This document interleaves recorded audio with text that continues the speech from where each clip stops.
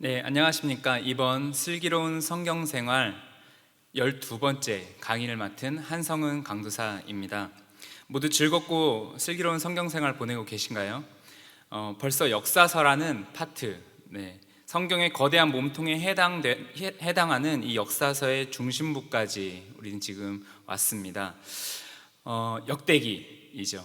아담으로 시작하여서 족장들의 시대를 지나 사사시대를 거쳐 왕권의 모습을 갖춘 이스라엘의 역사를 통하여서 하나님께서는 예수님을 통해 성취하실 그의 통치가 있는 하나님 나라를 어떻게 펼쳐가시며 또 그의 사랑하시는 백성들을 어떻게 돌보시는지 이 역사라는 거대한 서사시를 통해서 보여주고 계십니다. 우리가 한 가지 성경을 대하는 태도가 있습니다. 과거 고대 역사 정보를 읽는 단순한 그런 역사서 하나를 읽어 나가는 그런 느낌으로 읽는 것이 아니어야 할 것입니다. 왜냐하면 1차적으로는 이 기록들은 당시 1차 청중이었던 하나님의 백성들의 문제와 또한 그때 당시 있었던 상황을 향하여 말씀하신 것이기 때문입니다. 단순한 이스라엘 역사 정보 서술이 아니라는 것이죠. 쉽게 말해 당시의 설교와 같다라고 표현할 수 있을 것 같습니다. 말하자면 하나님의 백성임에도 불구하고 현실에서 겪는 온갖 상황들로 인하여서 하나님께 질문을 던지는 이스라엘을 향하여 하나님이 이들에게 하시는 설교와 같다라고 얘기할 수 있는 것이죠. 그것이 하나님 관점의 역사 기록이라는 것으로 당시 1차 청중들이었던 이스라엘 백성들에게 전달되었던 것이고 지금 현재 우리에게도 전달되고 있는 것입니다. 따라서 그 결과 그 기록을 통해서 우리 역시도 지금 하나님께서 우리를 어떻게 돌보시는가에 대한 현재 하나님의 일하심을 확인할 수 있게 되는 것이죠. 어떻게 이렇게 될 수 있는가? 정말 쉽습니다. 아직 예수님의 재림이 오지 않았기 때문에 그렇습니다. 그 사이를 우리가 지금 현실 세계에서 살고 있기 때문에 그렇죠. 하나님께서 우리를 예수로 인하여 구원시키시고 또한 이끄시며 결국 완성시키시는 하나님의 일하심을 성경을 통해서 발견하고 또한 확인하게 되는 이 일들이 현재에도 계속해서 성경을 통해서 일어나게 되는 것입니다. 따라서 우리는 성경을 볼 때 시간상으로는 과거의 기록이지만 그 기록을 통해서 지금 현재도 예수님의 재림이 오기까지 지금 현재도 일하시는 하나님의 일하심을 이 과거 기록인 성경이라는 것을 통하여 우리는 발견할 수 있게 되는 것이죠.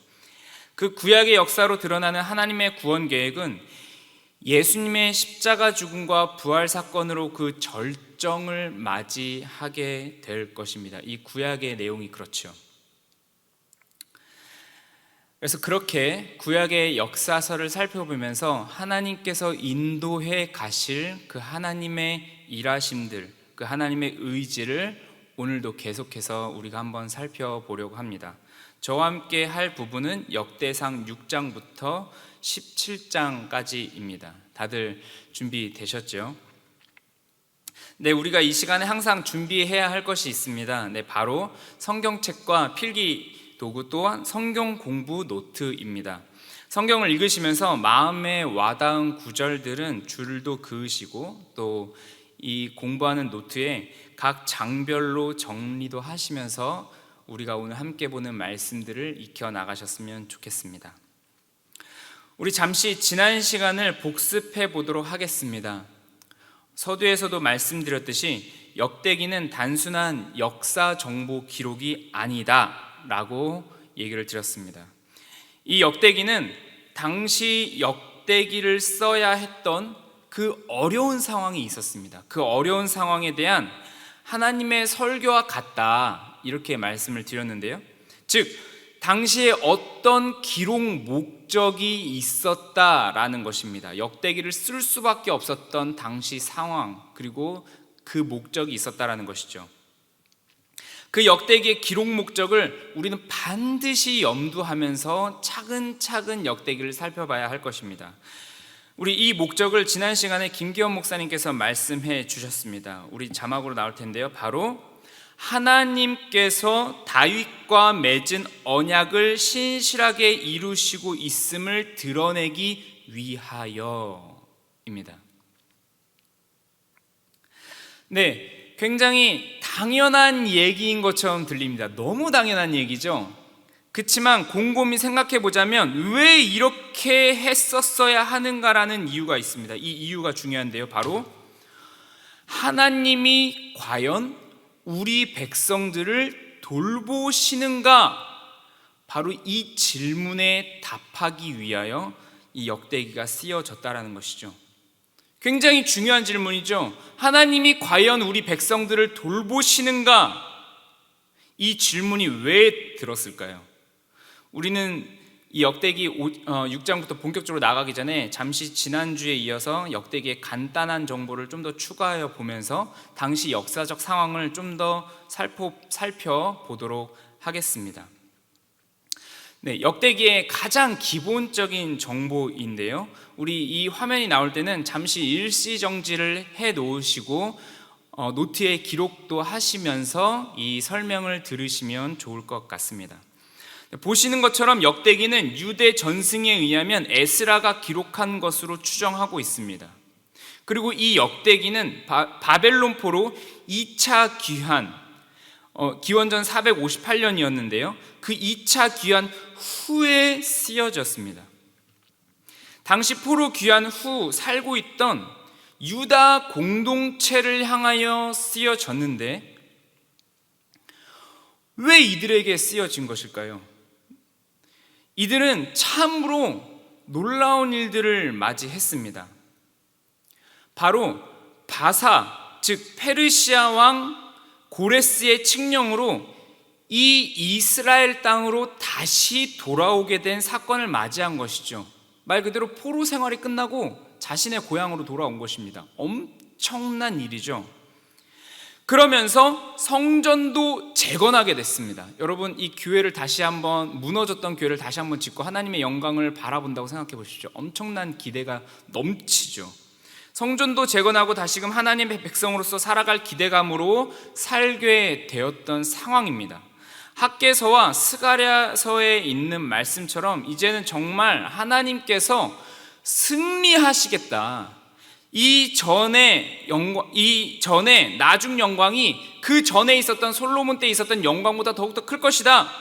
이러한 말씀들을 하셨기 때문에 하나님께서 이제 승리케 하시겠구나라는 그런 기대감이 엄청나게 있는 상황이었습니다.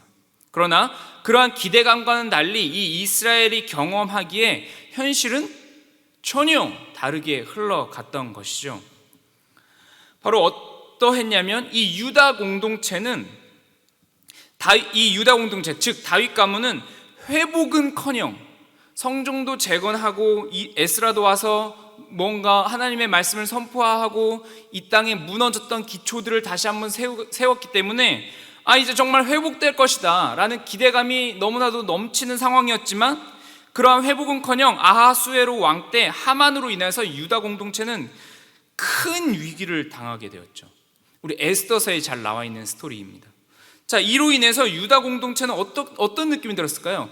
점차 사기가 줄어들게 되었습니다. 그리고 하나님에 대하여 점점 냉소적으로 되어갔죠. 말라기서 같은 그 선지서를 보면 이스라엘 백성들이 이런 질문을 하죠. 주님이 언제 우리를 사랑하셨습니까? 주님이 언제요?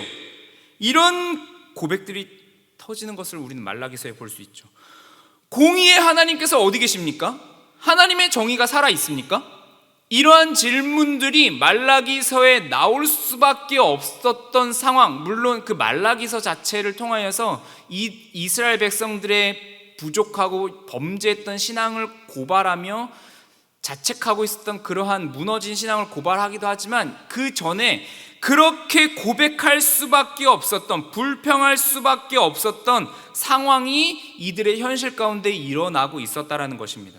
그래서 이 포로 후의 공동체는 이렇게 절망과 시리로 그 정체성, 하나님의 백성이라는 정체성을 점차 상실하고 있었죠. 이러한 상황 속에서 아주 잠시 이 에스라와 느헤미야가 등장함으로 인하여 잠시 이 공동체에 새로운 바람을 불어넣기도 했습니다.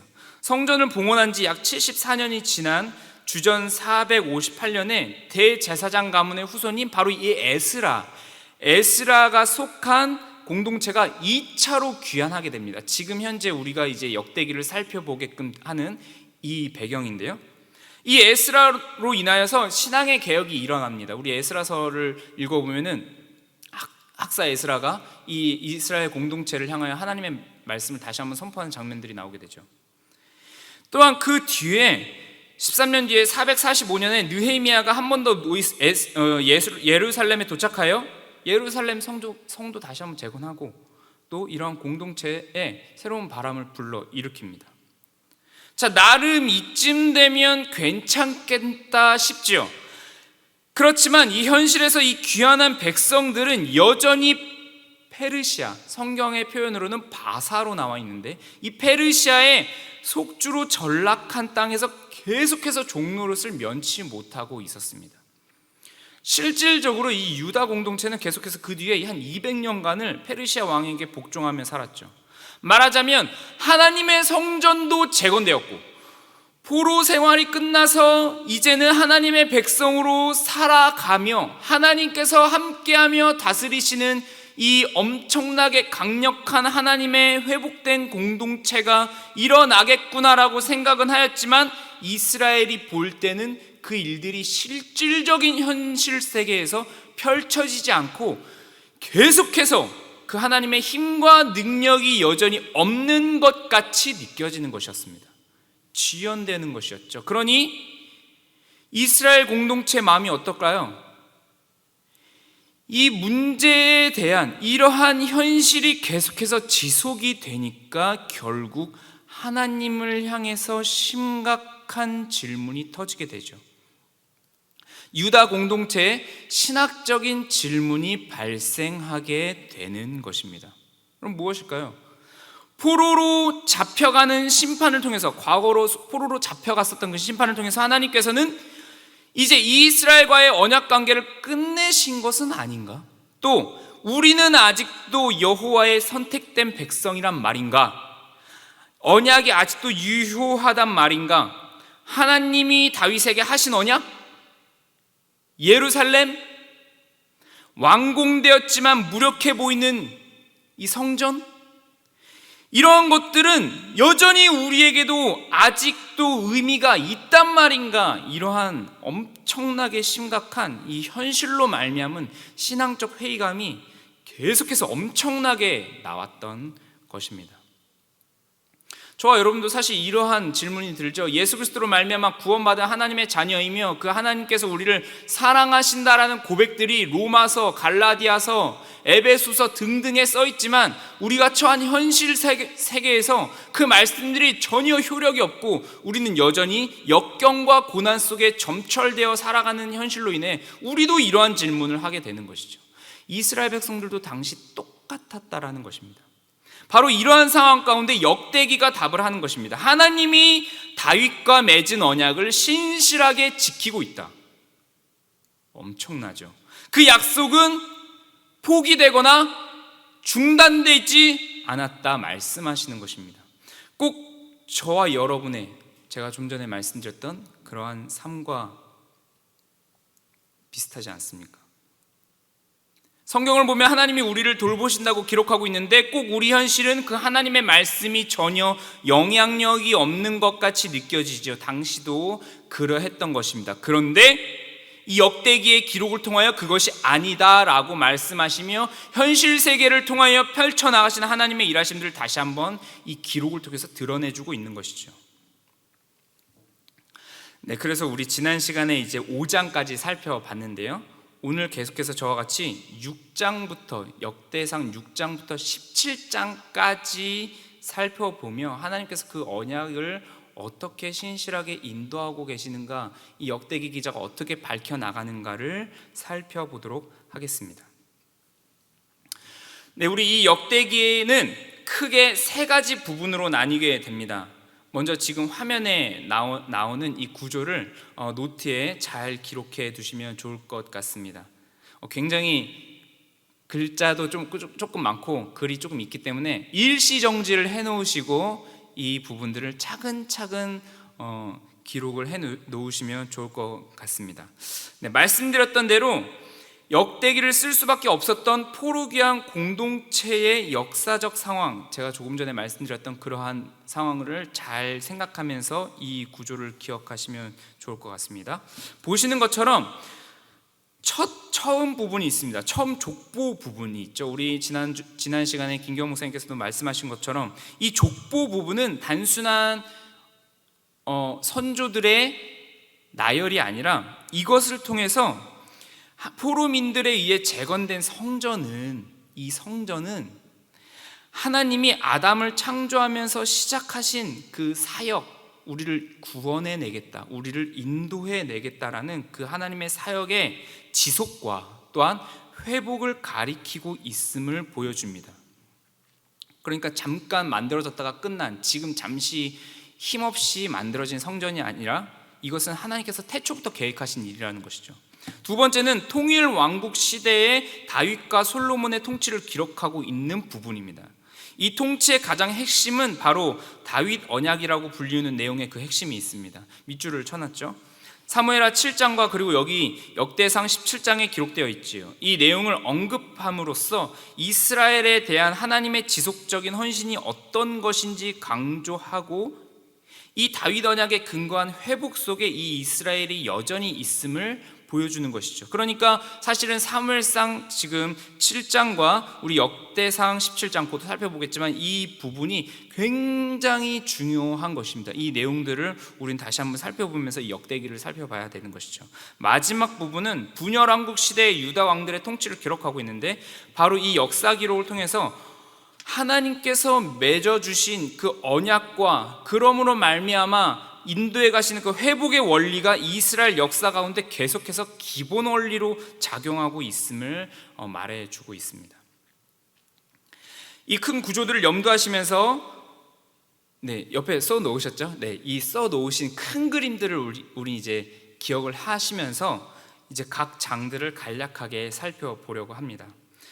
우리 첫 번째 구조, 족보 구조였죠. 족보 구조를 통해서 하나님께서 이 아담부터 시작한 이 창조하면서부터 시작한 하나님의 이 구속 사역이 어떻게 회복되고 있는지에 대한 생각을 하시면서 이 족보 내용을 보시면서 우리 역대상 6장을 한번 살펴보도록 할 텐데요. 이 역대상 6장은 레위 지파에 대해서 얘기하고 있습니다. 그런데 이 레위 지파는 이 족보 1장부터 9장까지 말씀하고 있는 이 족보 중에서 딱 가운데를 차지하고 있습니다. 그래서 이 가운데를 차지하고 있음을 보여주면서 이 역대기 기자는 이 레위 지파에 대해서 굉장히 중요하게 여기고 있는데요. 이 중요한 것은 6장 54절에서 81절까지 레위 지파의 정착지 목록이 나열되고 있는데 오늘 지금 이 6장을 읽어보시면 이것은 여호수아 시대 때 가나안 정복한 후에 그때 당시 이스라엘이 자기 기업에서 레위인들에게 제비를 뽑아서 분배한 레위 사람의 성읍 목록 수와 거의 비슷합니다. 무슨 얘기냐? 이것이 무슨 얘기냐면 레위인들은 땅을 기업으로 받지 못했죠. 그렇지만 11지파에게서 목초지와 성읍을 얻었고 그 결국에 이 레위인들은 약속의 딱 저녁에 골고루 분포되었다라는 점이 강조된 것이죠. 즉, 이 레위인은 여호와를 기업으로 삼고 약속의 땅 전역에 레위 도성이 흩어져 율법을 전파하는 일을 감당하는 지파였기 때문에 이 레위 지파가 가운데 위치되어 있다. 이 족보의 이야기 중에 가운데 위치되어 있다. 가장 중요하게 언급되어 있고 기록하고 있다라는 이 언급은 이 포로 후에, 이 포로 생활이 끝난 후에 이 공동체가 다시금 예루살렘의 성전과 이 레위 도성들을 중심으로 무엇이 회복이 될까요? 예배, 그리고 하나님의 말씀인 율법, 바로 이것을 따라 움직이게 될 것이다. 이것을 따라 지금 현재 하나님의 말씀들이 계속해서 흘러가게 될 것이다. 그래서 그 일들로 말미암아 거룩한 공동체가 회복하게 될 것이다. 바로 이 이야기를 이 족보 구조, 이 족보 안에 레위 지파를 가운데 정착시키면서 위치시키면서 이러한 의미를 전달하고 있는 것이죠. 네, 그 다음에 역대상 7장으로 넘어가게 되면 요단 서쪽 지파에 이제 그 지파들이 나열됩니다. 똑같은 의미로서 이들도 사실은 지금 현재 포로로 귀환되어 온 사람들은 남유다 백성들인데도 불구하고 이 지파들은 사실상 북이스라엘 왕국을 형성했었던 지파들이거든요. 그러니까 사실은 이 역대기 기자, 이 다윗 언약을 중점적으로 한, 이 다윗 언약을 중심으로 하여 이 남유다 지파들이 중요하다라는 이 관점으로 봤을 땐 사실 이 북이스라엘 왕국을 형성했던 이 지파들은 그리 중요하다고 볼 수는 없는데, 이들을 7장에다가 기록해놨다라는 사실은 여러분 뭘까요? 바로 미래에 회복될 나라는 단순히 이 한쪽 남유다만 회복된, 남유다 하나만 온전해질 그러한 하나님의 나라가 아니라 통일된 전체 하나님의 나라가 회복될 그 통일된 이스라엘에 대한 희망을 언급하고 있다라고 우리는 이렇게 볼 수 있습니다. 그러니까 사실은 한쪽만 회복됐다면 그냥 남유다 지파만 언급하고 바로 끝 이렇게 됐을 텐데, 그것이 아니라 전체 이야기를 하는 것이죠. 역대상 8장으로 넘어오면 베냐민 지파를 한 번 더 다루고 있는데요, 이 베냐민 지파는 사실상 이 7장에 한 번 더 다뤄지지만 8장에 더 총체적으로 다뤄지고 있습니다. 이렇게 언급함으로써 사실 우리 아까 그 구조에서 본다면 유다 지파와 그 다음에 처음에 시작했던 유다 지파와 이 마지막 마무리를 베냐민 지파가 이렇게 하고 있습니다. 유다 지파와 베냐민 지파, 유다의 남유다 왕국의 거대한 큰 지파였던 유다 지파와 베냐민 지파를 언급하고 가운데 레위 지파를 언급하는 이러한 구조 가운데 있는데요, 이렇게 언급하면서 결국에 이 지파를 언급하면서 역대기 기자 관점에서 하나님과 언약이 있는 다윗이 중요하고, 그리고 이 다윗의 지파가 중요한데, 그 다윗이 속한 유다 지파의 중심적인 왕국이 유다 왕국이고, 또한 그 역사적으로 그 남방 유다 왕국을 형성하는 두 지파, 이 두 지파가 유다와 베냐민이기 때문에 이 유다와 베냐민 지파를 족보의 가장 큰 틀로서 소개하고 있다라는 점이죠. 이 역대기 기자 입장에서는 이 남유다 왕국이 굉장히 중요하기 때문에 다른 지파를 양쪽 거대한 틀로 딱 형성해 놓는, 기둥같이 형성해 놓는 것이 아니라 이 유다 지파와 베냐민 지파를 두 개의 큰 틀로 소개하고 있는 것입니다. 네, 이렇게 얘기를 하고 마지막 역대상 9장 포로 귀환인들을 한 번 더 설명을 하고 있는데요, 이 포로 귀환인들은 왜 여기다 갖다 넣었을까요? 역대기 기자는 이 족보 단락의 결론을 이 예루살렘 성벽 재건 후에 예루살렘에 거주한 자들의 명단으로 이제 마지막 장식을 하고 있는데요, 이 의도는 무엇일까요? 9장 1절에 사실 힌트가 있습니다. 역대기 기자는 바벨론의 포로로 잡혀간 것은 사실 왜 잡혀갔을까요? 바로 유다가 범죄하였기 때문에 잡혀갔죠. 따라서 이 범죄한 유다가 다시 회복돼서 이 약속의 땅 안에 들어왔다, 이 사실을 기록한 것은 바로 이 자체로 말미암아 이스라엘의 회복이 영영 사라졌냐? 아니다, 이루어졌다라는 것을 이야기하고 있는 것이죠. 그래서 과거 포로 생활로 끌려갔던 이 포로인들을 다시 한번 마지막에 배치하면서 이 역대기 기자는 이제는 하나님께서 지금 현재 이스라엘 백성들이 느끼는 것처럼 다 무너진 것 같고, 여전히 힘이 없는 것 같고, 여전히 하나님의 백성으로서 살지 못하는 이런 현실 세계에 살고 있는 것 같은 이런 느낌을 주는 현실이지만, 그럼에도 불구하고 이 역대기 기자는 이들을 맨 마지막 위치하면서 하나님께서 이 이스라엘의 회복과 부흥을 여전히 지금도 이야기하고 있다라는 것을 이 족보 맨 마지막 포로 귀환인들을 언급하면서 드러내주고 있다라는 것이죠. 그렇기 때문에 이 포로 귀환인들을 맨 마지막에 위치하는 것은 중요한 것입니다.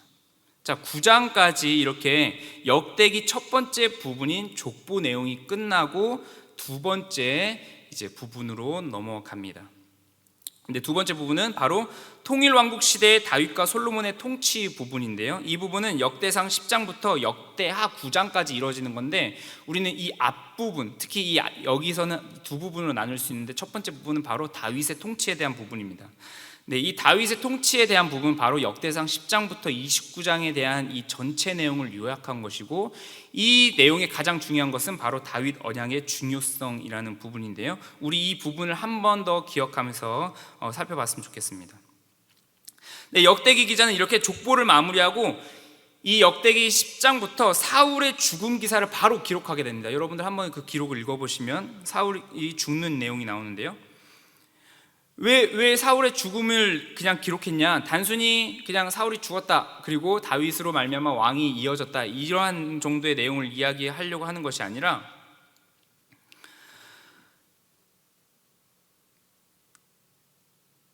당시 역대기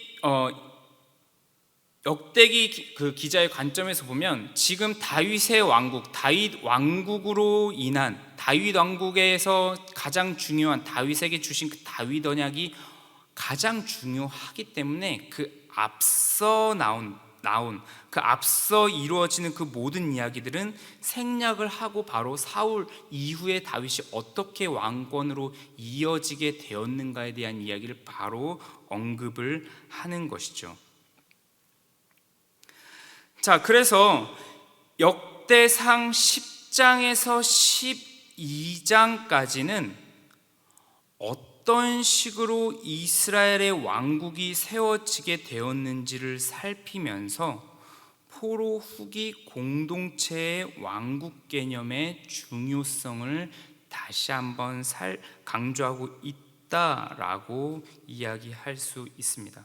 자, 그래서 무엇보다도 사울에서 다윗으로 왕권이 넘어가는 것을 다루는 이 역대상 10장은 단순히 다윗 이야기의 서곡이 아니라 하나님의 주권 아래 역대기뿐 아니라 전 성경 역사를 위해 아주 중요한 기초가 놓이게 되는 연결고리인데요, 왜냐하면 이 이후에 하나님의 영원한 이 왕조 하사의 언약을 맺으신 것이 다윗이기 때문에 결국 이 언약이 성취되는 것은 다윗의 후손이신 예수 그리스도를 통해서이기 때문에 이 이야기가 중요해지는 것입니다. 자, 그런 점에서 하나님이 나라를 다윗에게 돌리신, 범죄한 사울을 놓으시고 하나님의 마음에 합한 다윗으로 돌리신 이 사건은 남북 왕국으로의 분열의 그런 사건이나 또한 바벨론 포로보다 훨씬 더 큰 영향을 미치는 아주 중요한 사건으로 되게 되는 것이죠. 그렇기 때문에 이 지금 10장을 기록하면서 바로 사울에서부터 다윗으로 넘어가는 이 이야기를 바로 기록하는 것입니다. 네, 그 다음에 우리는 이제 이 역대기 기자가 다윗 언약을 중심으로 어떻게 다윗이 법궤를 예루살렘으로 이동하고 성전 건축을 준비하고 성전 예배 규례를 만들었는지 보여지는 이런 일들을 기록하고 볼 수 있게 됐는데요, 우리 한번 지금 화면으로 나오는 이 이미지를 한번 보시면서 지금 역대상 10장부터 29장의 구조를 한번 잠시 일시정지를 해 놓으시고 옆에 노트에다 기록하시면서 이 부분을 살펴보았으면 좋겠습니다. 이 전체 스토리, 지금 역대상 10장부터 29장까지 흘러가는 이 전체 스토리에서 가장 중요한 것은 바로 지금 화면에서도 보시는 것처럼 가운데 있는 다윗 언약, 17장에 기록된 다윗 언약입니다. 네, 사무엘하 7장에도 이미 기록된 내용이죠. 우리는 이 부분에서 다윗 언약의 큰 그림을 한 번 더 생각해 볼 수 있는 것입니다. 다윗이 왕으로 등극한 후에 여러분들 어떤 이야기를 했었나요? 하나님께 집을 지어 드리고 싶습니다. 나는 이렇게 백향목궁에 살지만 하나님은 그런 성막, 그런 곳에 계시지 않습니까? 그래서 하나님께 성전을 지어 드리고 싶다고 제안합니다. 사실 굉장히 감사한 그러한 고백이죠. 그런데 이 일들을 통하여서 하나님께서는 사실 다윗에게 엄청난 언약을 하시죠. 하나님께서 다윗, 너가 나를 위해서 집을 짓는 것이 아니라 내가 먼저 너를 위해서 집을 지어주고 너의 왕권과 너의 나라를 영원히 견고하게 하겠다라는 이야기를 하십니다. 자, 그래서 이 이야기를 통해서 우리가 어떤 것을 알게 되냐면 하나님의 은혜가 먼저 진행되어져야 한다라는 것을 바로 이 다윗 언약 사건을 통해서 알게 되는 것입니다. 즉 하나님이 먼저 다윗의 집을 견고하게 하신 후에야 비로소 성전을 지을 수 있다라는 것이죠. 하나님의 은혜가 먼저 되고 그 이후에 인간이 하나님께 감사하는 반응이 나올 수 있다라는 것이 바로 이 다윗 언약 사건, 다윗 언약의 내용, 이걸 통해서 우리는 알 수 있게 되는 것입니다. 따라서 실질적으로 하나님께서는 다윗의 집을 견고케 하시겠다고 선언하셨고 실제로 다윗의 나라는 정복을 통해 견고하게 되었죠. 우리는 이 거대한 구조를 통해서 하나님께서 다윗에게 보이신 이 은혜의 원리가 얼마나 큰지 다시 한번 생각해 보게 됩니다. 그러니까 우리가 지금 역대상 10장부터 29장까지 이 내용을 살펴보면서 그냥 열왕기서, 사무엘서에 있는 내용을 한 번 더 옮겼네, 그 정도로 기억하고 끝나는 것이 아니라 사실 이 다윗 언약의 내용이 얼마나 중요하게 기록되어져 있고 이 일들을 통해서 지금 현재 이스라엘 백성들, 힘들어하는 이스라엘 백성들에게 하나님의 그 은혜가 너희들의 현실 가운데 먼저 일어나지고 있다라는 것을 이 역대상 10장부터 29장의 내용을 통하여서 다시 한번 확인시켜 주는 것이죠. 그러니까 굉장히 중요하게 되는 것입니다. 자, 그래서 우리 역대상 10장부터 다시 한번 차근차근 좀 보도록 하겠습니다. 이 역대상 10장은 그래서 사울로부터 다윗으로의 왕위 계승의 내용을 다루고 있습니다. 사울의 죽음 스토리는 다윗 통치로 나아가는 역사적 배경이 됩니다. 또한 이 사울의 죽음 기사는 사울과 다윗을 대조시키면서 주제를 표출하는 역할도 하고 있습니다. 즉 하나님 앞에 범죄하는 삶을 사는가 아니면 하나님 아버지 앞에 경외하는 삶을 사는가, 범죄에서 왕권이 옮겨졌던 것처럼 하나님 아버지 앞에 경외하는 삶으로 말미암아 하나님의 은혜에 입각하여 하나님 아버지 앞에 경외하는 삶을 살아갈 때에 그 하나님께서 우리를 인도해 가시며 그 언약을 변치 아니하시며 이뤄 가신다. 바로 이러한 내용들을 10장을 통해서 한 번 더 잠시 생각해 볼 수 있는 것이죠. 우리 역대상 11장에서 12장의 내용입니다. 다윗의 군사 권력이 나오게 됩니다. 그래서 하나님께서 이제는 이 다윗 왕국을 번성하게 하시겠다 말씀하셨기 때문에 다윗의 군사력과 지지 기반이 어떻게 증강되어서 다윗이 왕이 될 수 있었는지 보여주는 대목이죠. 역대기 기자는 이 역대상 11장 1절에서 3절까지 온 이스라엘이 다윗을 왕으로 지지했다, 이 사실을 기록하고 있는데요.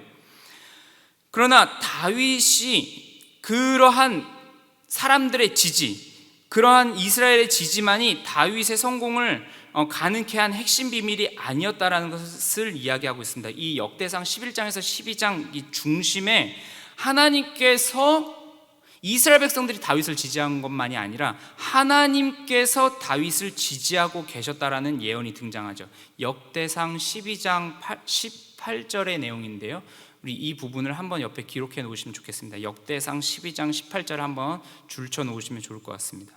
자, 그래서 다윗의 힘의 원동력은 계속해서 흘러오고 있죠. 다윗 언약의 그 내용이었던 것처럼 내가 스스로 일을 하는 것이 아니라 하나님의 은혜로부터 이어지고 있다, 힘을 받고 있다라는 것을 우리는 이 역대상 11장 12장을 통해서 우리는 알 수 있습니다.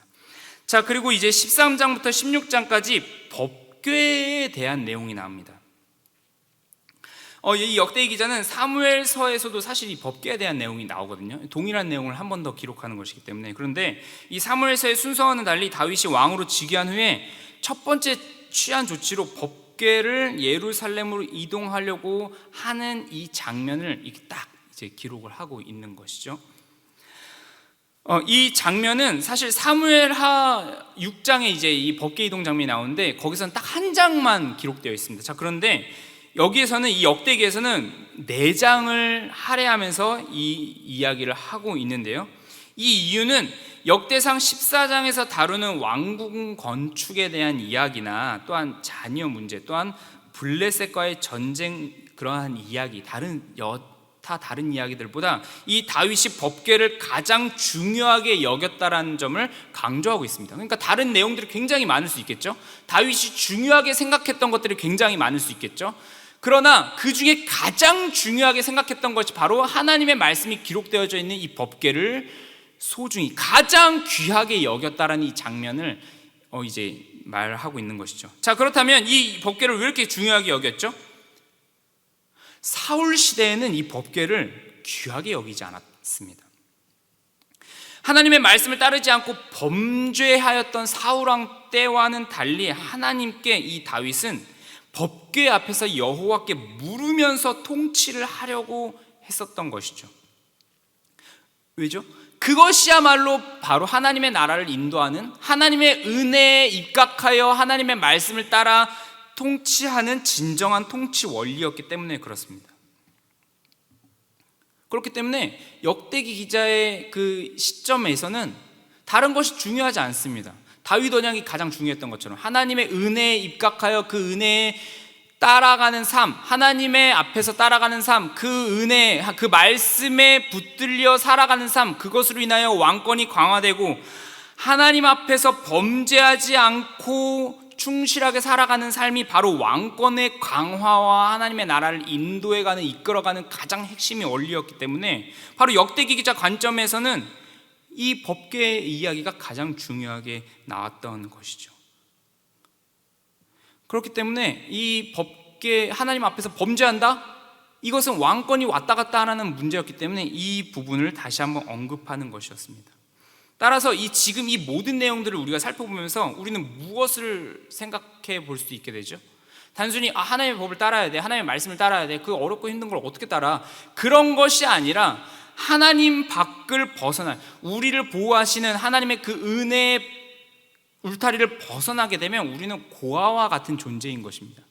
그러니까 그 안에서 하나님의 법과 길 안에서 떠나지 않아야 왕권이 강화되며 하나님의 그 은혜에 입각한 그 하나님의 백성으로서의 삶을 살아갈 수 있다라는 것을 이 지금 역대상 10장, 11장, 12장, 13장, 14, 15, 16장의 내용들을 통해서 계속해서 시사하고 있는 것이죠.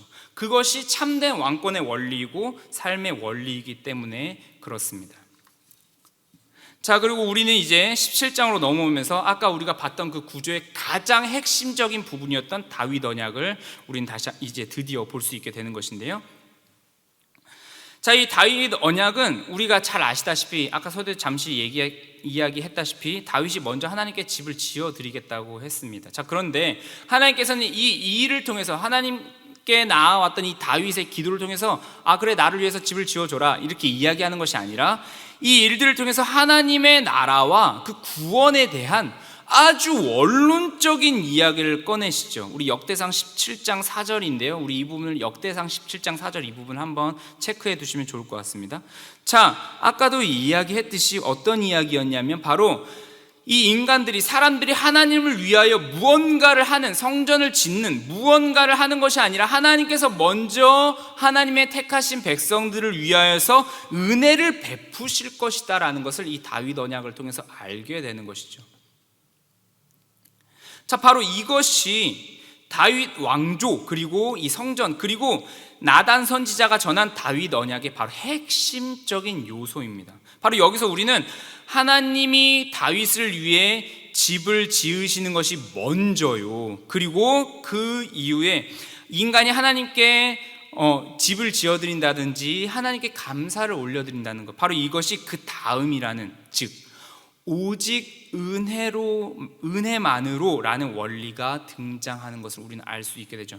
그러니까 신약에서 단순히 구원 얻기 위하여 그 예수 그리스도로 말미암은 그 은혜를 우리한테 주셨다. 그래서 그 은혜가 먼저이고 그 뒤에 우리가 주님 아버지 앞에 나아가는 일들이 발생한다라는 그런 원리가 도출되기 이전에 그러한 원리를 중심으로 이 구약에 선행되어져 있던 이 역사가 먼저 이렇게 우리에게 나오게 되는 것입니다. 그러니까 지금 사실 신약 시대를 살고 있는 우리는 이 부분을 보면서 하나님의 은혜로 말미암아 우리들이 먼저 우리가 살아갈 수 있게 되었구나라는 점을 깨닫게 되는 것이죠. 그러니까 우리가 처한 현실에서의 힘듦보다 하나님의 은혜가 먼저 선하며 그 힘이 여전히 강력하게 작동하고 있다는 것을 이 다윗 언약의 내용을 통해서 1차 청중이었던 이스라엘 백성들도 알게 되는 것이고, 그 뒤에 우리도 깨닫게 되는 것입니다.